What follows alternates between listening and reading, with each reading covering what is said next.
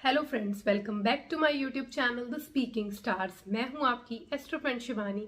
आशा करती हूं आप जहां भी हैं कुशल मंगल हैं। इसी आशा के साथ आज का विषय जिस पे हम बात करने वाले हैं वो है चंद्रमा जब आपके जो असेंडेंट चार्ट है, लगन चार्ट, उसके छठे भाव में होता है तो क्या उसका प्रभाव पड़ता है। यानी कि मून जब 6th हाउस में होता है असेंडेंट चार्ट के, तो उसका इफेक्ट आपके ऊपर कैसा पड़ता है, उसका जो दृष्टि है यानी जिसका जो एस्पेक्ट है उसका प्रभाव कैसा पड़ता है, इस वीडियो में ये हम जानने वाले हैं। इससे पहले मैंने 1 to 5 हाउसेस में मून का इफेक्ट कैसा और क्या पड़ता है ये बताया है। अगर आपने नहीं देखा है तो आप नीचे डिस्क्रिप्शन बॉक्स में देख सकते हैं। आज उसी को आगे बढ़ाते हुए हम जानेंगे moon in the 6th house का इफेक्ट। उससे पहले जल्दी से मेरे चैनल को सब्सक्राइब कर दीजिए। आप लाइक, शेयर और कमेंट भी कर सकते हैं। पर्सनली कुंडली रीड करवानी है तो दिए गए नंबर पर आप संपर्क कर सकते हैं। तो चलिए दोस्तों, शुरू करते हैं आज के वीडियो के साथ।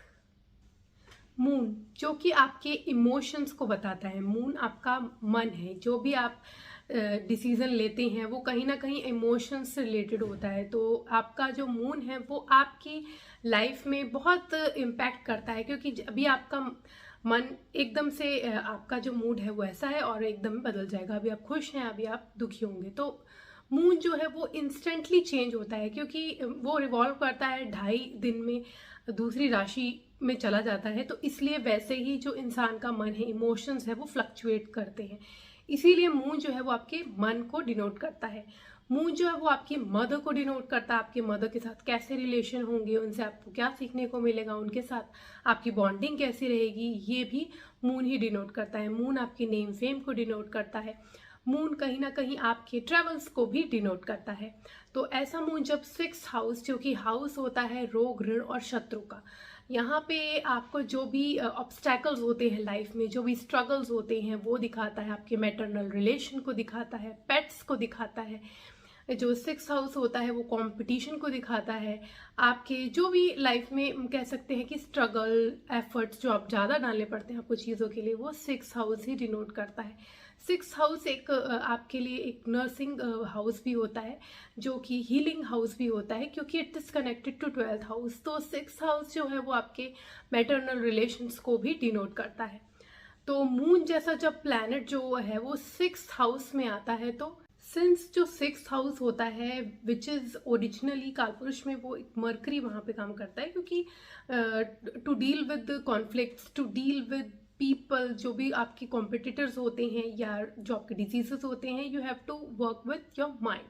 बट जब आपका मून यहाँ आ जाता है तो आप कॉन्स्टेंटली, आपका जो माइंड है वो कहाँ पे जुड़ा रहता है कि कैसे आप ये चीज़ें, मतलब आप डिजीज़ के ऊपर लगा रहेगा या कॉन्फ्लिक्ट के ऊपर लगा रहेगा, या आपको जो डेट्स हैं वो उसको रिजॉल्व करने में इश्यूज में लगा रहेगा। तो ऐसा इंसान जो है उसका कॉन्स्टेंटली माइंड जो होता है वो कहीं ना कहीं वर्क कर रहा होता है इन्हीं चीज़ों में, और बहुत ज़्यादा एकदम कह सकते हैं कि एकदम भरा रहता है हर चीज़ों से, क्योंकि उसका लाइफ में स्ट्रगल्स बहुत होते हैं। मून जब 6th हाउस में होता है तो मेंटली इतना ईजी नहीं होता, मेंटली इतना पीस नहीं होता। एंड यहाँ पे जो है इंसान जो है उसको बहुत ज़्यादा चीज़ों के एफर्ट्स एक्स्ट्रा डालने पड़ते हैं। किसी भी चीज़ को फुलफिल करने के लिए एक्स्ट्रा एफर्ट्स की ज़रूरत रहती है। यहाँ इनकी जो मदर के साथ रिलेशन होते हैं वो भी बहुत ज़्यादा, आप हो सकता है कि आपकी अपब्रिंगिंग ऐसी हो कि स्ट्रिक्ट हो, या फिर आपकी मदर जो है वो सर्विस में हो सकती है किसी, या ऐसी कुछ, मतलब आपकी उनके साथ बॉन्ड जो है बहुत ज़्यादा अनप्लेजेंट नहीं कह सकते। अगर यहाँ पे कोई ऐसा प्लैनेट का कंजंक्शन है जैसे जुपिटर है या वीनस है, तो हो सकता है कि थोड़ा सा अलग आपका यहाँ पे जो है वो इंटरप्रिटेशन हो जाए। लेकिन अगर सिंगल यहाँ पे मून है और स्पेशली राहु, सैटर्न जैसे प्लैनेट यहाँ है, तो आपकी मदर के साथ रिलेशन जो है वो थोड़े से डिस्टिंक्टिव हो जाते हैं। मतलब आप कह सकते हैं कि अलग से होते हैं, आप बहुत ज़्यादा उनके साथ कॉर्डियल नहीं रहते। एंड जब आप ग्रो कर रहे होते हैं तो आप अपनी मदर के साथ जो है वो थोड़ा सा आपकी हार्डशिप चलती है। तो ये रिलेशन जो है वो आपको थोड़ा सा अफेक्ट करता है, आपका माइंड को अफेक्ट करता है। आप ऐसे इंसान होते हो जो कॉन्स्टेंटली सोच रहे होता है कुछ ना कुछ, क्योंकि लाइफ में स्ट्रगल इतनी होती है कि चाहे वो कंपटीशन हो, अगर कॉम्पिटिटिव एग्जाम्स में है तो कंपटीशन के लिए सोचेगा, अगर आपको कोई डिजीज़ है तो उसको डिजीज़ को कैसे रिमूव करना है। लाइफ में यही सब चीज़ें जो हैं उनको इनिशियली आप कह सकते हैं जब ये ग्रो कर रहे होते हैं, यंगर एज होती है, 20s में होते हैं, तो स्पेशली ये इनको फेस करने को मिलता है। और ये लोग जो होते हैं बहुत जल्दी प्रैक्टिकल बहुत होते हैं, बिकॉज इनका माइंड जो होता है प्रैक्टिकलिटी में होता है, तो इमोशंस का कम यूज़ करते हैं। 6th हाउस में जब मून होता है तो इमोशनल बहुत ज़्यादा नहीं होते ये लोग, जो कि इनको होना चाहिए। थोड़ा सा इमोशंस भी इनको यूज़ करने चाहिए। दो इनके अंदर इमोशंस होते हैं बट ये यूज़ उसको बहुत ज़्यादा नहीं करते हैं। यहाँ पे लोग हीलिंग प्रोफेशन में अगर हैं, कोई स्पिरिचुअल लीडर हैं, गुरुज हैं या डॉक्टर हैं, या फिर आप जैसे, क्योंकि मून जो है वो 6th हाउस में है तो वो कॉन्स्टेंटली, जैसे मैंने बताया, डिजीज से लड़ने के लिए लगा रहता है। तो जैसे कोरोना जैसी कोई बीमारी आई थी तो जो हमारे साइंटिस्ट थे कॉन्स्टेंटली कोई ना कोई वैक्सीनेशन क्रिएट करने का सोच रहे थे ताकि हम लोग उसके अगेंस्ट लड़ सके। तो ऐसे लोग इसमें पाए जाते हैं क्योंकि their mind is constantly working to have some solution कि लोगों को ईज रहे, क्योंकि ये लाइफ में, अपनी लाइफ में भी इन्होंने बहुत सारा स्ट्रगल फेस किया होता है जब ये ग्रो अप कर रहे होते हैं। तो चाहे, क्योंकि इनकी लाइफ में प्रेशर इनको बहुत ज़्यादा फील होता है जब ये ग्रो कर रहे होते हैं, तो इनको चाहे कोई भी चीज़ हो तो इनको ज़्यादा अफेक्ट करती है।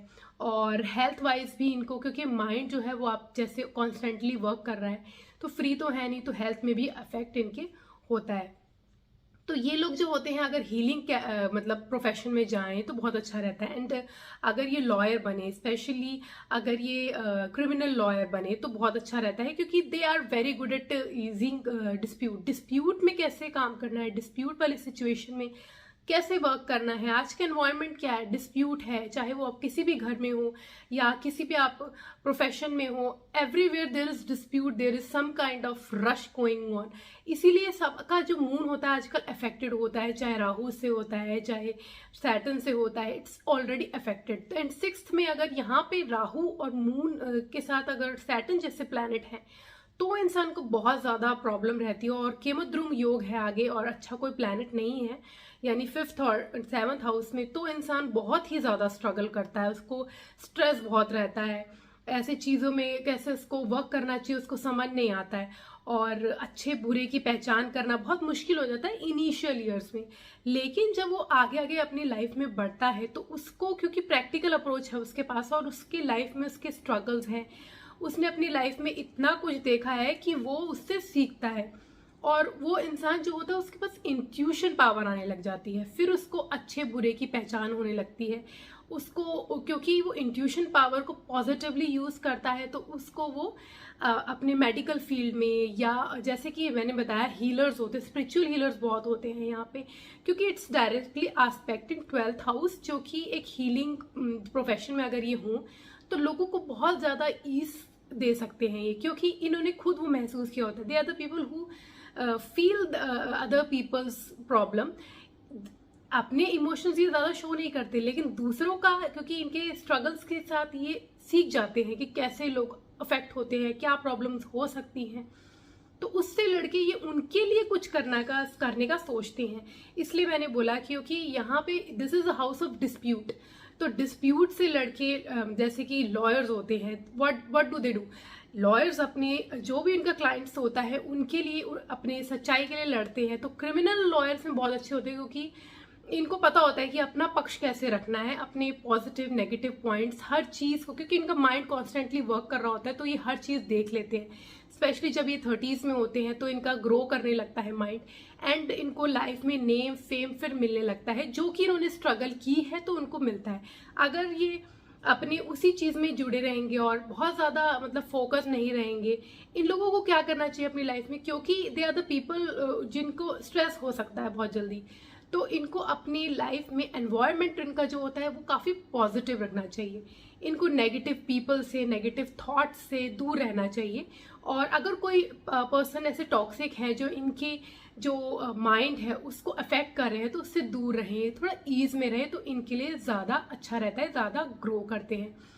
क्योंकि ऐसे लोग जो हैं, स्पेशली जिनको केमद्रुम योग है, अगर वो पॉजिटिव एनवायरनमेंट में रहे तो थोड़ा थोड़ा हील करने लगते हैं, मेडिटेशन करें, चैंटिंग करें, पूजा, ये सब करेंगे तो इनके लिए ज़्यादा अच्छा रहता है। अदरवाइज ये लोग क्या होता है कि डिप्रेशन की तरफ भी जाने लग जाते हैं, और जब इनको बहुत ज़्यादा अफेक्ट चीज़ें करने लग जाती हैं तो ये क्राइम वाली चीज़ों में भी इन्वॉल्व हो सकते हैं।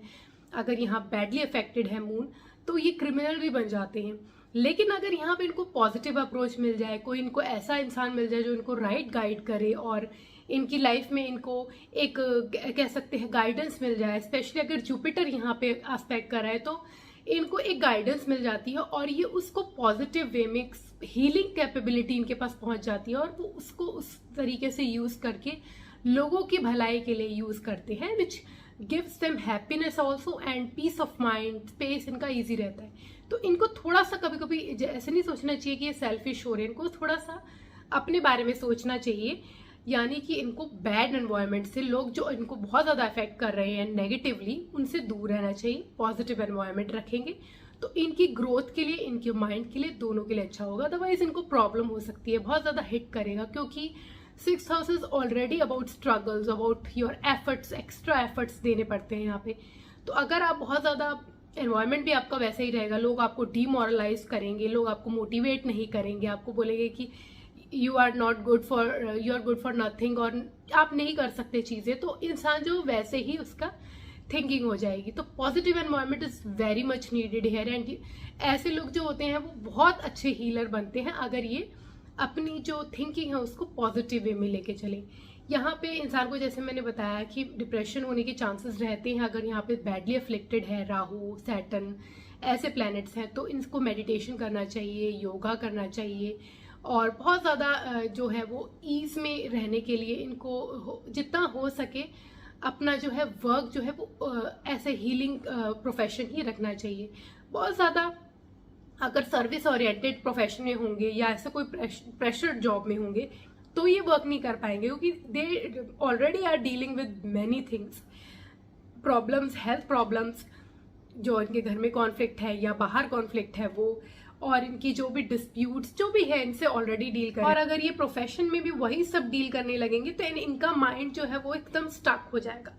सो ईज में रहो, पॉजिटिव एनवायरनमेंट में रहो, मेडिटेशन करो, आप हीलिंग प्रोफेशन में जाओ, डॉक्टर, रेकी हीलर, स्पिरिचुअल। अब स्पिरिचुअली इनको बहुत ज़्यादा कनेक्ट रहना चाहिए गॉड से, क्योंकि 12th एस्पेक्ट है, जो 12th हाउस में एस्पेक्ट है इनकी, जो 7th एस्पेक्ट है वो इनको बहुत हेल्प करती है। अगर ये गॉड से इंक्लाइंड रहे तो ये जो प्रॉब्लम्स है वो इनको कम आती हैं और ये उसको पॉजिटिव वे में यूज़ करते हैं। और फॉरेन से जुड़कर, फॉरेन ट्रैवल इनके लिए अच्छा होता है, ये फॉरेन में अपना सेटलमेंट करे तो बहुत अच्छा रहता है, वहाँ पे इनके प्रोग्रेस के चांसेस ज़्यादा होते हैं, मॉनेटरी गेन्स के चांस ज़्यादा होते हैं और इनको स्ट्रगल फेस कम करने को मिलती है। लेकिन इनको लाइफ में आप देखेंगे इनिशियल स्टेजेस में आपको स्ट्रगल होगी, एंड वहाँ से उभर के काफ़ी ब्राइट इंसान निकलते हैं आगे जब ये उसको पॉजिटिवली यूज़ करते हैं। तो स्पिरिचुअली इंक्लाइंड रहो, गॉड से कनेक्टेड रहो, कोई क्लासेस ज्वाइन कर लो, योगा, मेडिटेशन, ये सब चीज़ें जो है आपको हील करेंगी। आज के लिए इतना ही। मेरी नेक्स्ट वीडियो में मैं moon in the 7th house पर बात करूंगी। जब मून आपके 7वें भाव में होता है तो उसका क्या प्रभाव पड़ता है आपके ऊपर और उसका एस्पेक्ट का क्या असर होता है, ये हम नेक्स्ट वीडियो में जानेंगे। तब तक के लिए stay tuned, stay connected, do subscribe my channel and नीचे दिए गए बेल आइकन को जरूर प्रेस कर दीजिए ताकि आपको मेरी लेटेस्ट अपडेट मिलती रहे। तब तक के लिए ओम शांति, thank you and take care.